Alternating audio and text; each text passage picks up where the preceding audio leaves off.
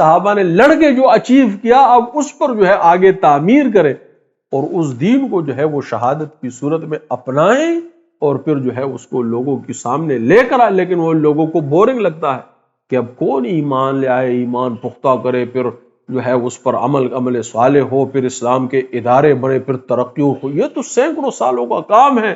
پھر جو ہے لوگ کبھی متاثر ہو یا نہ ہو, ہم کہتے ہیں دفع کرو, لڑو بس. کچھ نہیں تو شہادت ملے گی. تو شہادت یہ مقصد نہیں ہے, مقصد اسلام کی اشاعت, یہ مقصد. اس راستے میں جان دے دی, یہ شہادت. اللہ نے اس کا بڑا اردو برکہ ہے. لیکن مقصد مرنا نہیں ہے, مقصد اسلام کی اشاعت کرنا ہے. اس اشاعت میں اگر زندگی چلی جائے تو وہ اللہ کے حضور پیش کر دے کہ جا دی ہوئی اسی کی.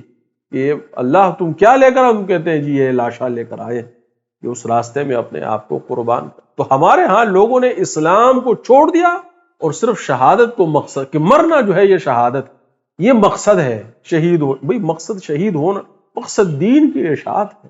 شہادت اس کے لیے ایک طریقہ کار ہے. یہ آخری ہماری کوشش ہے کہ کچھ بھی نہ ہو تو اپنا جسم جو ہے اس راستے پہ